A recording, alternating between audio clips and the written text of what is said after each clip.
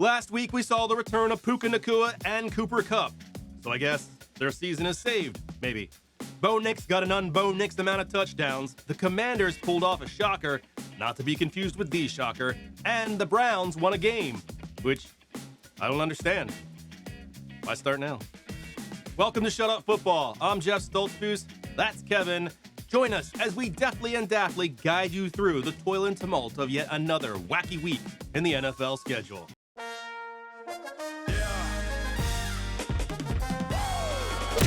Let's kick things off in SoFi, where digital sparks were ejaculating in all directions because the Rams got a treat. Cooper Kupp and Puka Nacua, back from injury, and possibly third place at a handsome man competition.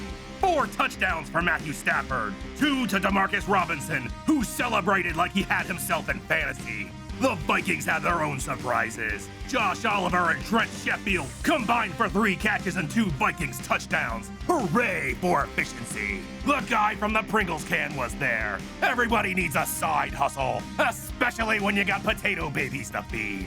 Stafford was flicking passes like a softball pitcher named Brenda. It's a lifestyle choice, like driving a Subaru. Fresh off a blood transfusion from a pile of banana peels, Stafford avoided a fat stack of defenders and found his favorite receiver, 2 Coopers, 1 Kupp for a score. Justin Jefferson made a one-handed catch with 2 hands. Someone throw him 1 more and a chainsaw.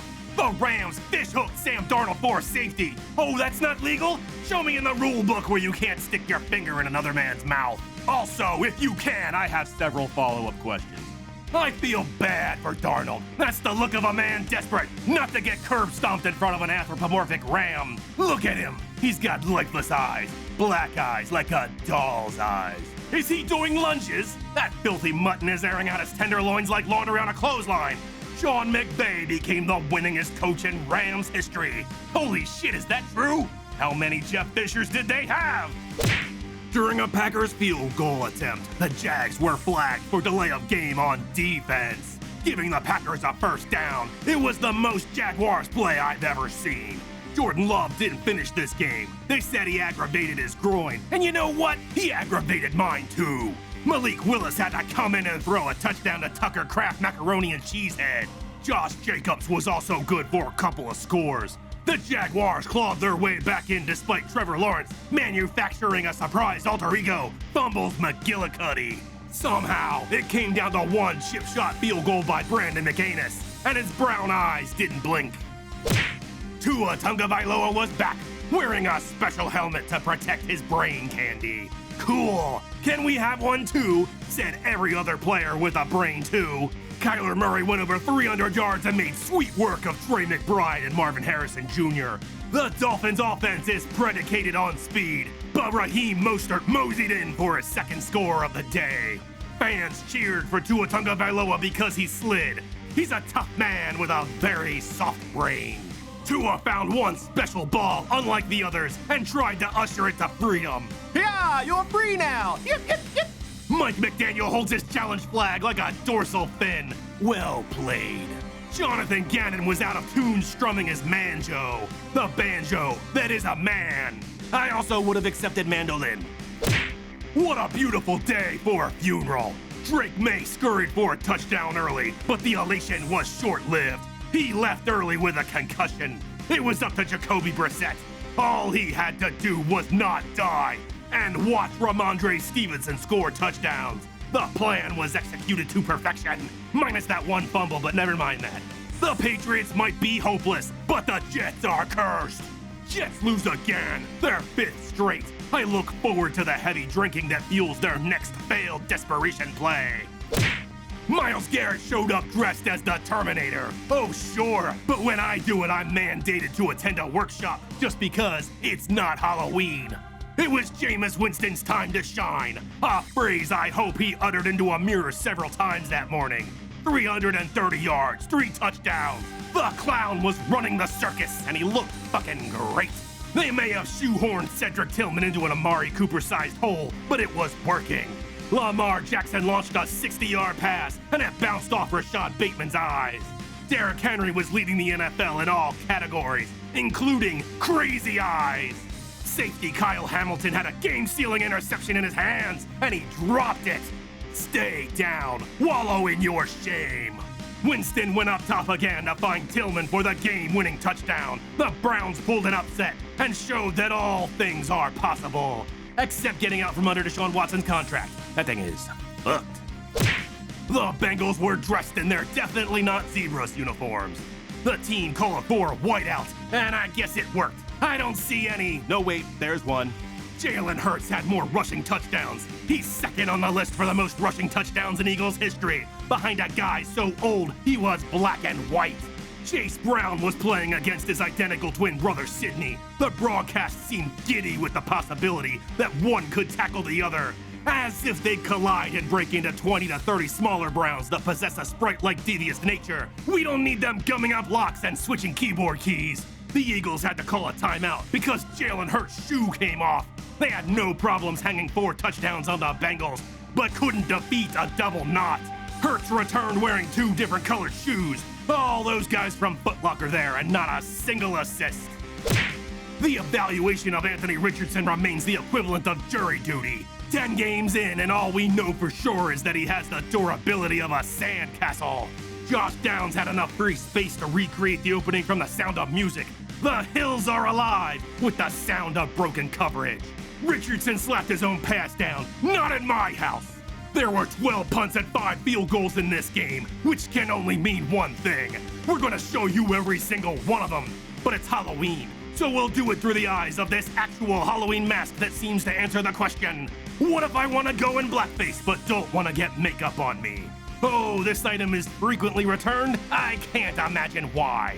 That's right, show me this game through the eyes of a serial killer. Probably one that spent 3 hours stalking it, only to get bored and go home.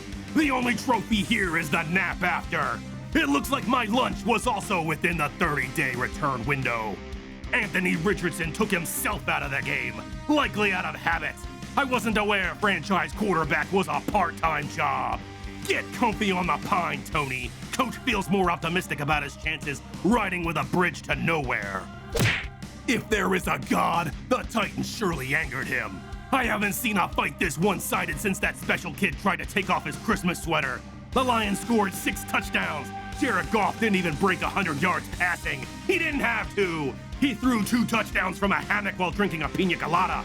Even David Montgomery threw one. Why not? No one's watching. No public broadcasting service would promote this kind of violence. Calvin Ridley had one of his biggest games of the season. So what? Khalif Raymond was squirting all over the field. He had 2 touchdowns and probably made some desperate fantasy manager look like a shaman. Throw the damn towel. The Bucs were dressed in their throwback uniforms, carcinogen orange. They say you fight fire with fire, but that's not been my experience. I can never grow that skin back. Kirk Cousins lit it up with 4 touchdowns, 2 to a finally relevant tight end, Kyle Pitts, who lost 1 at the goal line. He forgot to check his rear view and it nearly cost him 6. Cade Otton picked up the slack for a depleted Bucs receiver room. He caught 2 of Baker Mayfield's 3 touchdowns. Tyler Algier dropped the ball and tried to invoke the 5-second rule. Next time, lick it. That's the only way to call dibs. Instead, it farted out the back of the end zone for a safety. It was another start for Spencer Rattler, who looks like the love child of a carrot and a loofah. A snap went bad after poor communication between the long snapper, a terribly misleading name, and the punter. Rattler slipped and some impetuous ref whistled him down. How dare you? Let him play. If he rolls himself into a ball and runs the field like Sonic the Hedgehog, I want to see it. Nathan Shepard tried to rip one of Justin Herbert's drumsticks off, and his linemen noticed. That being said, you might want to let go now before you end up becoming a swat. Jim Harbaugh failed to read the room and broke out his Jerry Lewis impersonation. So many fingers here. Hey, lady. Dennis Allen finally pulled Spencer Rattler and replaced him with Jake Haener because comedy, I guess. Does New Orleans appreciate Derek Carr yet? Spencer Rattler, Jake Haener, and Taysom Hill combined to throw 0 touchdowns. Josh Allen threw 2 touchdowns, but it was the Seahawks' blunders that doomed them. They snapped the ball over Geno's head. No man is that tall. Maybe Shaq. No wonder Kenneth Walker had no yards on the day. He lost 20 just picking that up. Josh Allen fumbled and kicked the ball for a first down. You can't use your feet. This is football. A ref ran out of flags and threw his hat, which begs the question, What happens when they run out of hats? I came to watch a football game, not an all-referee version of Magic Mike. Derek Hall and Jared Reed got up in each other's grills. I know how they feel. I get upset too when bitches be dropping spoilers about my shows. Tom Brady broke down how to handle the rain. There are so many nuances to handling the wet conditions. You can see this is where the slick side is, and this is where the dry side is. Whoa, whoa, whoa. Start over. Geno Smith threw an interception, and he looked like he wanted to GPS the nearest ledge. How emotional do you have to be when DK Metcalf is the calming presence?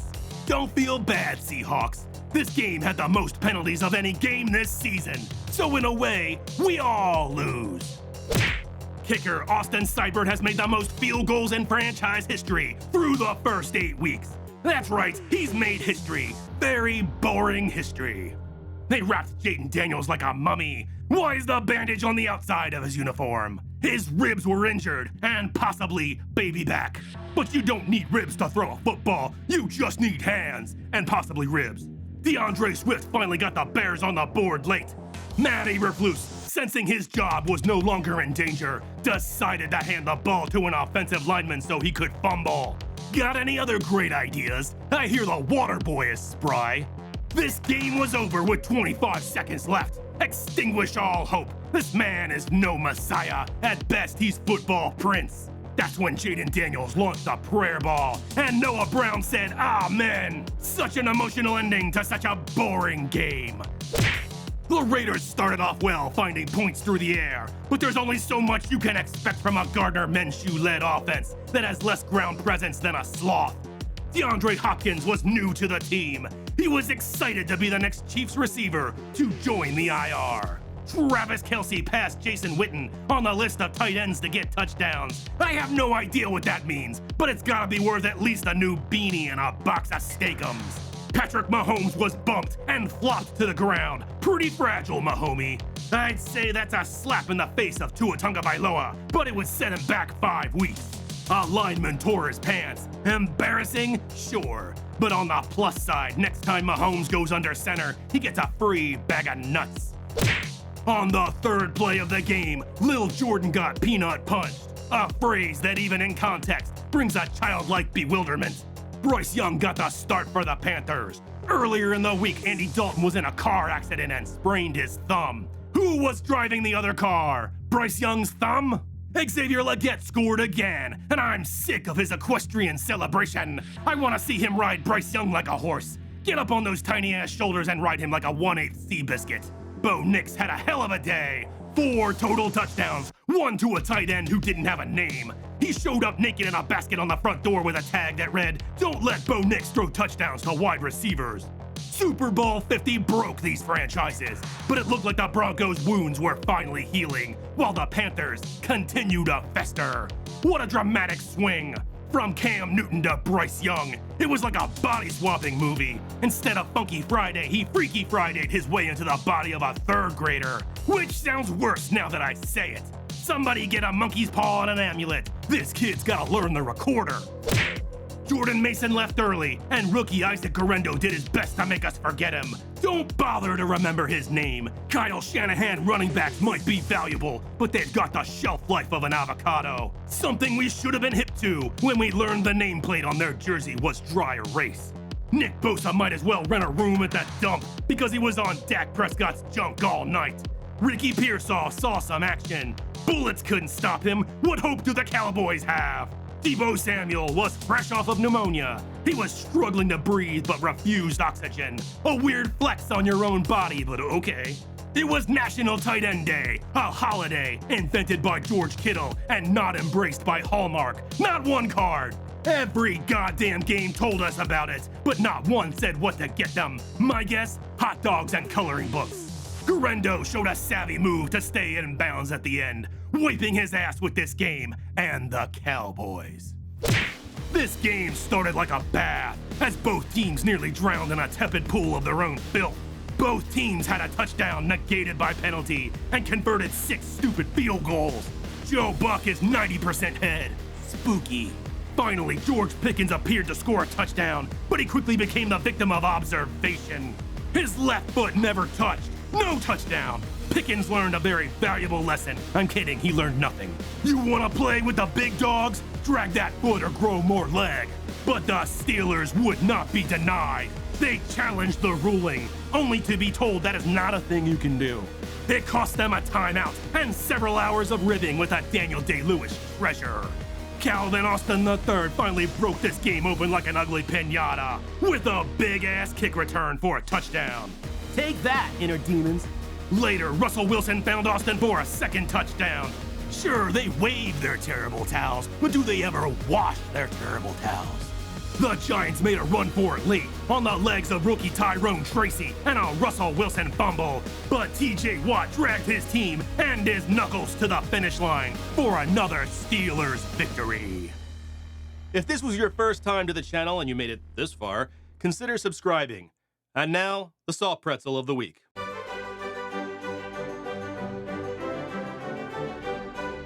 Yummy. This week, the pretzel goes to Jameis Winston, who got an unexpected victory against the Ravens. He outplayed both Lamar Jackson in this game and Deshaun Watson in every other game this year. In the post-game interview, he thanked God, his offensive line, the fans, and quoted Eminem. He could be this year's Joe Flacco, which is nice that he beat Joe Flacco to that one. You think he'd have a head start.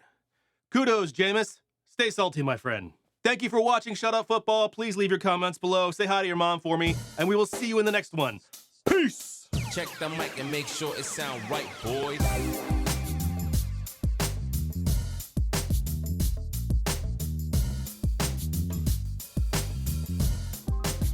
It sound right, boy.